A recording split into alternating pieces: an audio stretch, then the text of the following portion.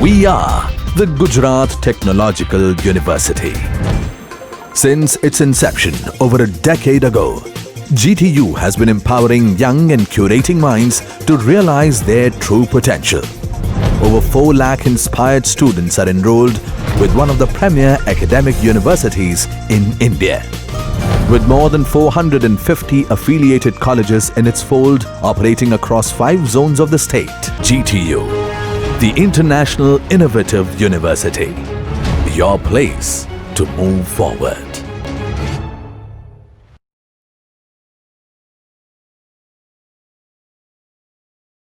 Android. There are 3 types of animation available in Android. One is the frame-by-frame animation, twinned animation, and property animation. Okay, so let's see the frame-by-frame animation today. Previously, we have discussed twinned animation. So what is frame-by-frame animation? I have already defined this thing that it is a traditional cell-based animation that is mostly used in cartoon movies. Or if you see the current technology, that is the GIF. It's a collection of the number of different images, and that is going to be repeated one by one. So you can place these frames or the animation drawable in a drawable directory, and all these images can be repeated one by one. Either you can utilize the stilled images, or you can create the different layers using the XML shape drawable. Here, animation drawable class is basically used to create frame by frame animation, and that is present the all drawables, either it is the stilled image or the XML shape that is going to be repeated. Okay. Now just see that right here on your screen, you can see one example of animation list is there, where we can specify in an XML file animation list. Different frames need to be specified. Just see, animation list file can be created under the drawable directory. How you can add this thing? You just do the right click on drawable and just add the new animation resource file from that particular wizard. Now here you need to specify the items that you want to repeat after some interval. So just see, item drawable equal to a drawable rocket1 is there. Let's consider that rocket1, 2 and 3 are 3 PNG files available in our drawable directory, and we want to show this thing one by one. And how frequently we want to show these things? So that is the Android duration, that is 500 seconds, right? So in a half milliseconds is that, right? 500 or 1000 means 1 second. So within a half second, we want to see the rocket 1, then rocket 2 and rocket 3. So that is the animation list we want to display as the frame by frame animation. So you can see in an animation list, we have created 3 frames, right? 3 items mean 3 frames are there, and within a 1.5 second, all 3 frames will be displayed because we have specified 500 millisecond for each frame. Now how we can display this thing, or where we can display? So in a image view, in a background of image view, we are going to display this thing. Okay, so just see, first we need to place image view on your activity, then you need to find it out by using find view by id r.id.myAnimationFrame. So it will give you the image view object. Now that image view object that you can utilize to set the background resource. Set background resource, where we are specifying r.drawable.animated rocket. So now what is animated record, animated rocket file name, right? So this animation list, this XML file, what we have created, that need to be stored in drawable slash animated underscore rocket.xml file. So what happened? These 3 frames that we set in a background of this image resource, Now our task is done. That on image view we have set our frame by frame animations, 3 frame we have set. Now we need to play it. How we can play this thing? With the help of a one object, that is animation drawable. So we are creating it, animation equal to image dot get background, right? Image, that is the image view object, and we are getting the background resource of it, and we are converting it into the animation drawable. Now when once we get this thing, what we can do, we can utilize the methods available to animation object. So just see animation dot start, that we are utilizing to start this 1.5 minute frame by frame animation. So first frame, rocket 1 come, then rocket 2 come, and then rocket 3 come. Each this frame will present on your screen or in a background of image view after half second. That is the 500 millisecond, that what we have mentioned. So that how you can utilize the frame by frame animation in Android. It's too easy. You need to just place certain images, create one XML file, and write this 4-line code, and your task is done. That how you can create frame by frame animation. Do you have any doubt in this thing?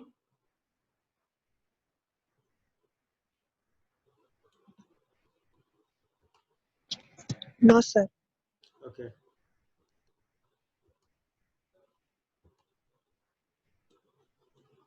So let's continue with the another type of animation, that is the property animation.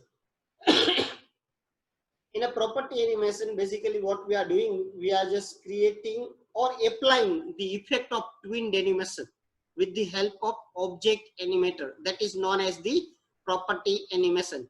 After Android 3.0, or you can say the API level 11, Android introduced this technique of property animation. It's the simplest technique, right? They are just making your task easy, that how you can bind one XML file that have the animation effect that can be applied on the targeted object. That means that object can be anything, any view, any object, or anything. Like say that you want to apply this on edit text or the view or button or layout, that is possible, right? So for that, they allow you 2 techniques to create this property animation. To define the property animation, you need to create one object animator. That object animator can be created using Java as well as using XML. I have created 2 boxes in this current slide. A first one that using Java is there, and one is the using XML. You should select one easy way that you prefer to create your animation. Let's first understand that what you can utilize with the object animator in Java. So just see that right here we are utilizing the object animator dot off float. Now why we are utilizing this off float? It is dependent that which type of value you want to set with your animation. Just see we have utilized right here, that's a float literal. How we can know that after that numerical value we have f. F denote that the float literal. If you require some integer value, you can utilize this method, that is of integer. If you require of object values, right, you can utilize of object. And currently, as you see that we are utilizing the of float. So what we are creating right here, we want to create alpha, that's a twinned animation technique or the property, right, that will create the transparency on object. So we want to create alpha animation on targeted object. Now targeted object that we have not specified, that can be anything. That can be image view, list view, button, layout, or any valid widgets or the component available on screen. First you need to refer it and pass the reference right here. Now second parameter, that's alpha, I have already specified, that's alpha channel, that will specify the transparency. And just see what is the meaning of 1f and 0f. So 1f means what? An object is solid. From solid to the fully transparent object, that is 0. So that technique we want to apply. So only a one line that will do your task of this twinned animation. Just see that in a previous lecture we have specified this thing to create the alpha effect, right, where we are specifying from 0 to 1.0, right? So entire this file can be created using one line code. Just see what we have written: object animator anim equal to object animator dot offload targeted object property we have specified and specified its value 1f to 0f. So how it become easy? Then certain other parameter that we can set with our animation, that the duration, that how much time it should take to make that object from solid to fully transparent. So that duration we are specifying right here, that is 500 milliseconds, right? That means half second that we are specifying. Then just see that repeat count, right? A number of time this should be repeated. So that we have specified that value animator dot infinite. That means it becomes solid to the transparent, again from transparent to the solid, solid to the transparent. That infinite process will running out, right? So infinitely this process will be repeated, and you just see the repeat mode. What mode should be there? So we are specifying that value animator dot reverse. That means from solid to the transparent, then transparent to the solid, again solid to the transparent. So that reverse process, start restarting from the beginning, that should be repeated. So that first animation we have created, and we are applying this thing on targeted object. So by just writing 4 lines of code, you can create this alpha animation. Are you getting this thing? Hello? Do you have any doubt?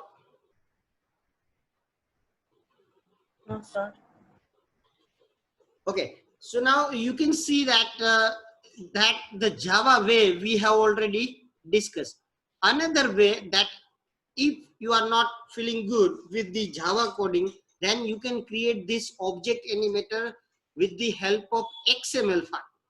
Okay, so how we can do this thing? All these values we need to specify as a XML attribute object of the object animator. So just see, we are specifying that Android value, that is 0, property name, that is alpha, duration, that 500, all these Java property that we are specifying right here. Value type, that is the float type, this off float, right, that we are converting here. Repeat count, you can specify the positive numbers, right, 1, 2 or 3, that number of count that is going to be repeated. But if you specify a -1, that means it will continue infinite, right? And the last one, that repeat mode that we have specified, that's a reverse. So how you can create this object animator with the XML we have seen. But if you see that here we have not mentioned any targeted object. So question is there, that how this XML file we can apply on any object. So to see this thing, we need to move into next slide. So here we have one method, that is load animator. Load animator method is the method of animator.infletter class, a static method of this thing that you can utilize, that have 2 parameters. One is the current context and another is the resource ID that we want to apply. So this resource ID, right, that is the animation resource you need to pass. So that XML file that we have created, that we need to store somewhere in anim directory, that reference, that file name, that need to be passed right here as a resource ID. Now what happened, once you write this line, animator anim equal to animator inflator dot load animator and 2 parameter, that is context and resource ID we are specifying.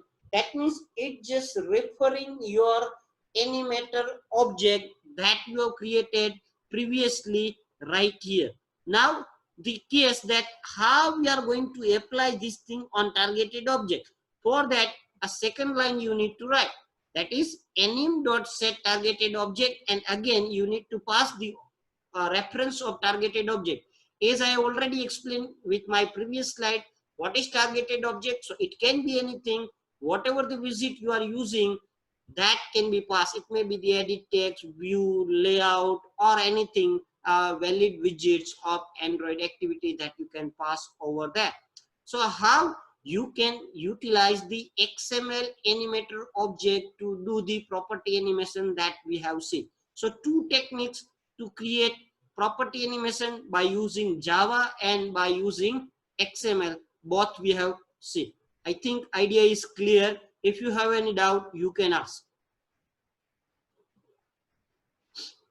Now, one more interesting thing is there right here in a property animation that actually specify the specific effect to how to accelerate or the de-accelerate the animation. Okay, that is known as interpolator, right? How to interpolate this thing that we can specify with the number of constant, right? By default, if you are not specifying this thing, then it specify accelerate and de-accelerate interpolator, right? So what it does, it will start your graphics slowly. Just see right here, the definition of this thing is defined the rate of change that start and end slowly, but it accelerates through the middle. So slowly your animation is start, in middle it just run it quickly or they accelerate the speed of animation, and at the end again it smoothly conclude the animation.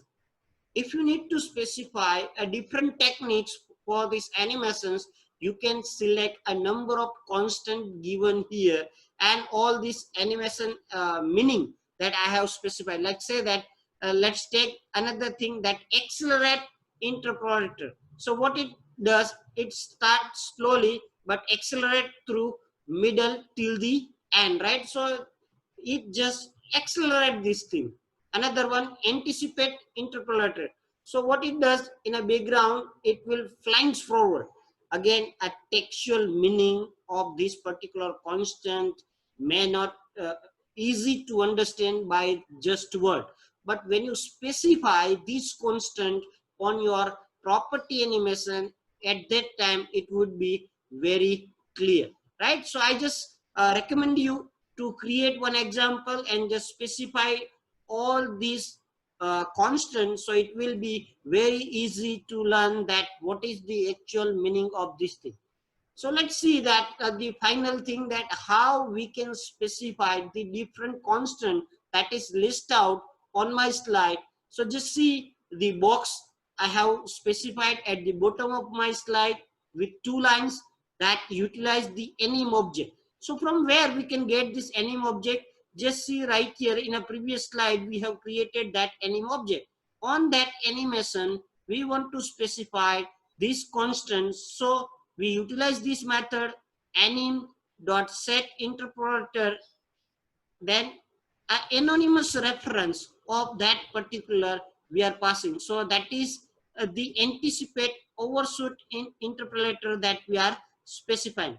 And remember my friends, if you are not specifying this thing, by default accelerator and de-accelerator interpolator is applied. So it start slowly and end slowly, but in middle it will accelerator. Same way, if you specify this thing anticipate overshoot interpolator, at that time what happened, it will start with the background, it will fling forward, it quickly overshoot the targeted value and finally go back to the final value. So these are the special effect that you can utilize. In fact, when you create the slide transitions in PowerPoint, there are so many effects are there that you can apply. These kind of animation Android try to create in a property animation with the help of this constant that you can utilize. Finally, whatever the constant you want to specify, you need to pass the anonymous reference of our anonymous reference of that particular thing within this method, and finally you need to start your animation, so that animation will smoothly display on targeted object. So that is interpolator. You must remember all these constants, because once it is asked in 2 marks question, only these constants, right? That explain the number of antiplotter available in property animation. One time 2 marks question is asked in GTU examination. Now, when we are creating animation, standalone animation will not look like good.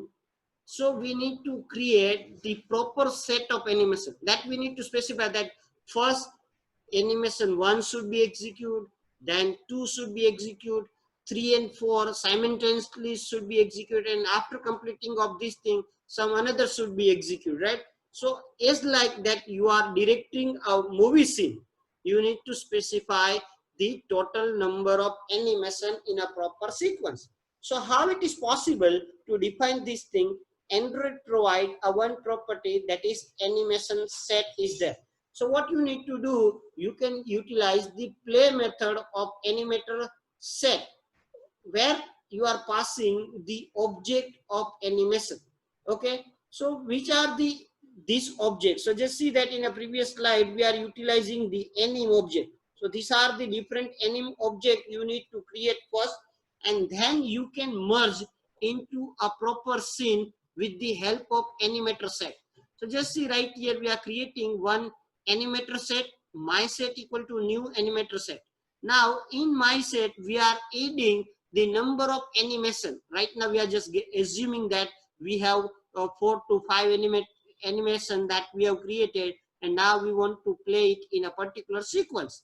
So how it is possible? So just see, my set dot play first animation dot before concurrent animation 1. So what it specify that before the concurrent animation 1, our my set animation should be play, right? So first animation that we are specifying over there. Then again scene second that we are specifying that concurrent animation 1, right?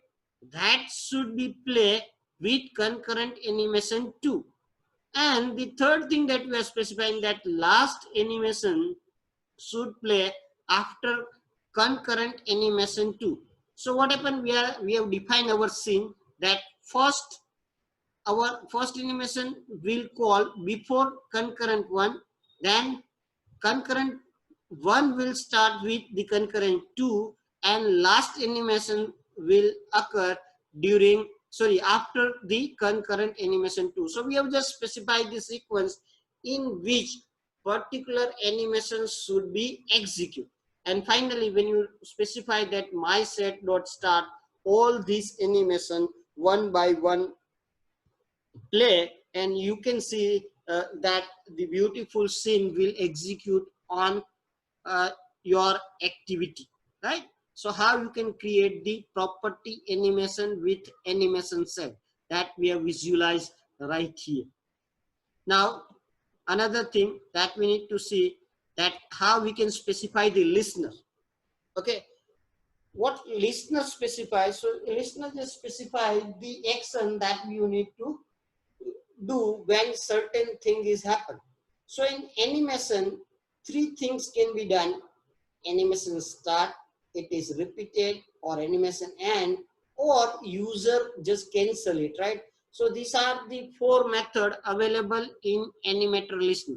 So first you need to create the object of animator listener. Just see right here we are creating it, L equal to new animator listener, that have these 4 methods, and you need to specify that what you want to do. Like say that when animation start, you want to clear something previously assigned code, or you can say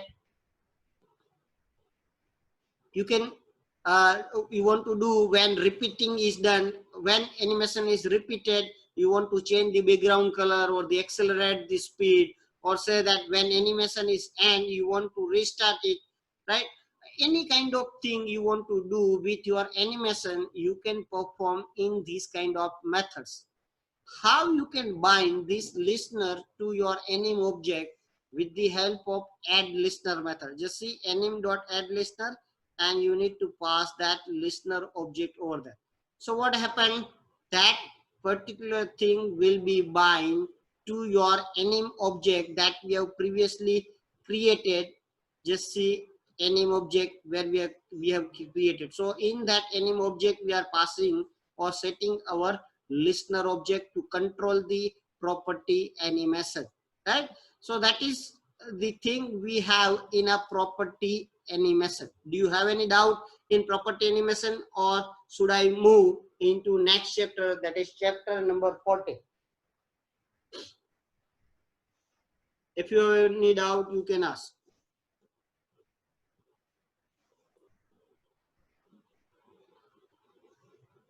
Okay, so let's start the another chapter, that is chapter number 14, maps and location based services. Here in this particular unit, this is the last chapter. Total 4 chapters we have remain in this unit, this one, and 3 chapters that is in next unit. Okay, so let's start the chapter number 14, maps and location based services. 4 subtopics are there: location based services, how to select the location provider, how to find your current location, and how to plot it on your map based activity, right? So creating map based activity, that is the 4th topic of chapter number 14. Okay, so LBS, that's a short form right here of the location based services. Actually LBS or the location based services is a umbrella term. So what do you mean by umbrella term? When any term is an umbrella term that contain a number of sub definitions, that means it have a combination of some another terms into that. So location based services that have a number of terms is defined, or the number of different technology under this type title, right? So let's start that what is LBS or the location based services.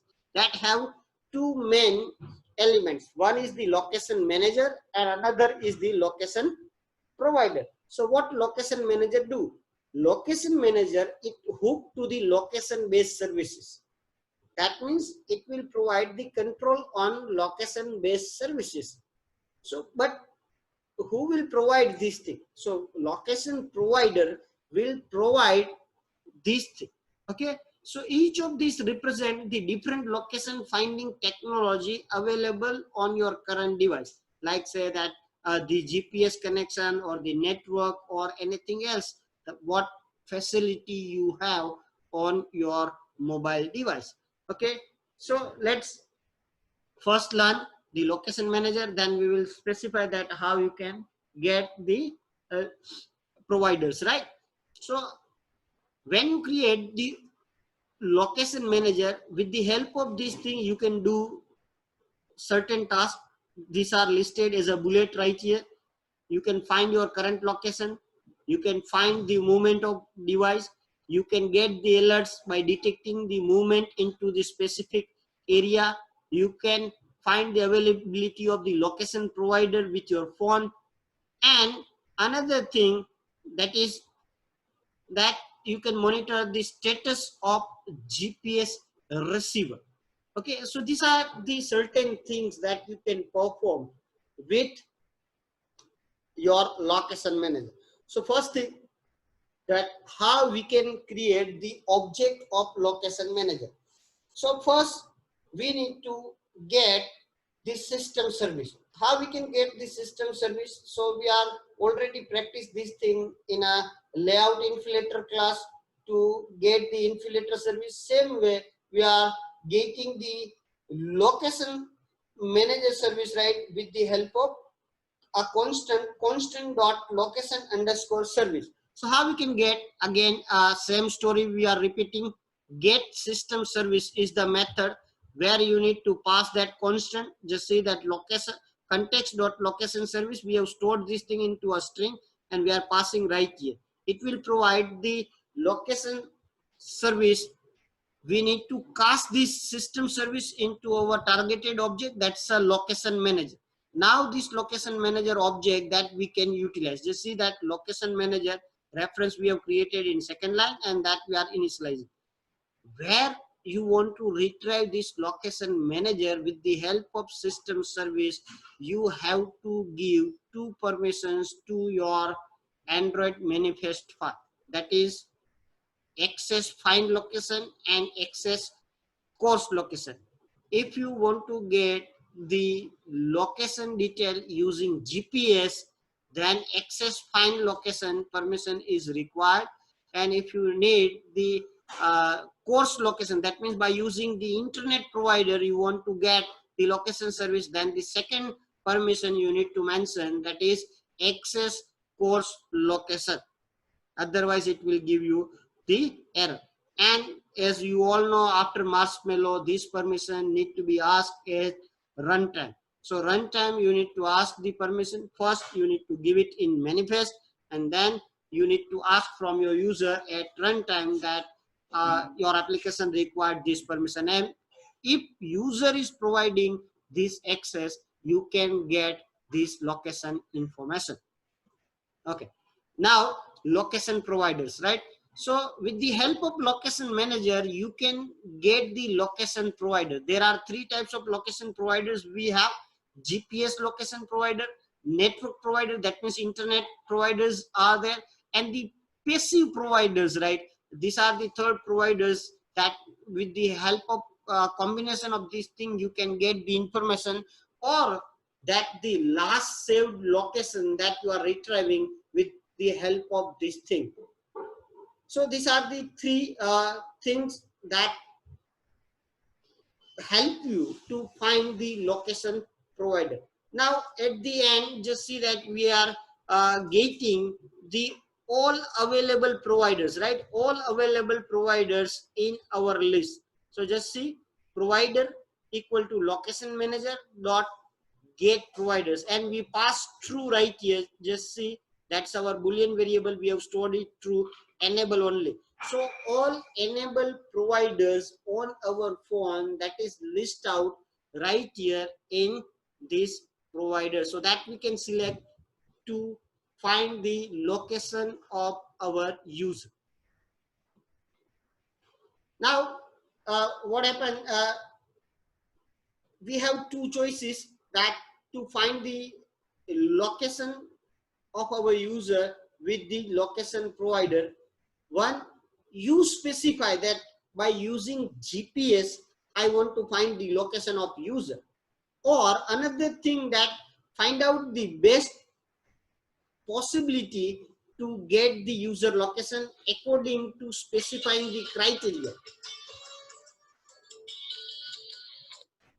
So what is criteria, right? So on Android devices, it is roaming surround the network area on different situations. So you just need to specify that your criteria on which cost you want to find the location. You want to spend your money, you want to lose your power, you need the actual speed, altitude, latitude, or what are the your criteria. You require the movement of that particular person, or just want to find out that where your user is there. So according to the criteria you specified, an Android will select a best location provider for you, then you can select this particular thing. Okay, so how to create the criteria object? So again, in Android we have a criteria class. You need to create the object of criteria and just set your criteria with the help of certain setter method. So just see few criteria they have specified in this example. First one, set accuracy. So criteria dot accuracy is the course accuracy that we are specifying. So just see that previously here two permission we are specifying, find and course.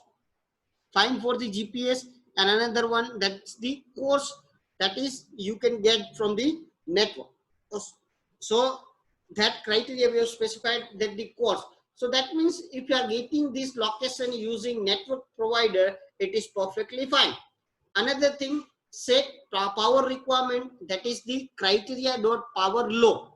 That means if you want to spend low power consumption, like say that when you on the GPS, it will always drain your batteries, right?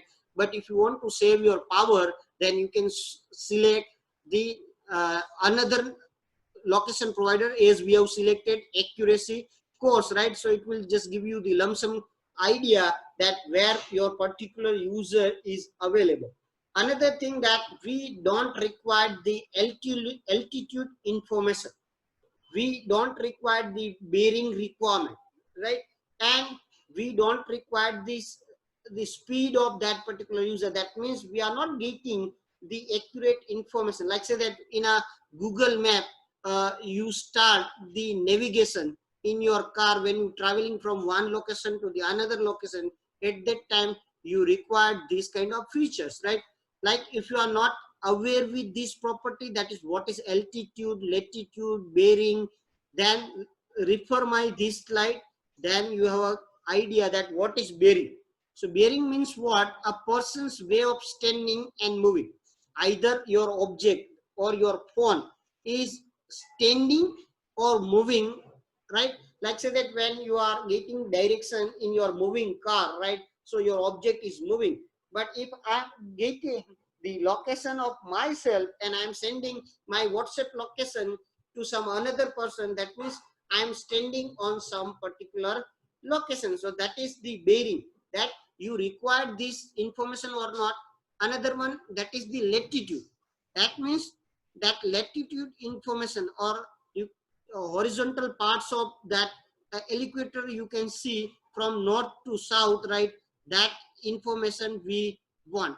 Or the longitude information, right? That we are dividing our earth in a distance place of the west, east to west, by using the Greenwich median time, right? So these are the another property. And another one, that is the altitude. That means your object is running on the earth surface, or there are the difference between that surface to the object. Like say that flight always have some altitude information, like your drone is moving or the flight is there, right? So they have the surface difference, right? They are moving above the sea level, from the sea level, or you can say the ground level. So that is the altitude information. So which kind of information you want to get from your user, that you need to specify, right? So that we are specifying right here in criteria. Now, as you all know, right, we are using the free version of Zoom. So my meeting is going to terminate within 1 minute. So the next slide we will discuss in next meeting link that I am going to send you now. Do you have any doubt till now in this slide? Hello?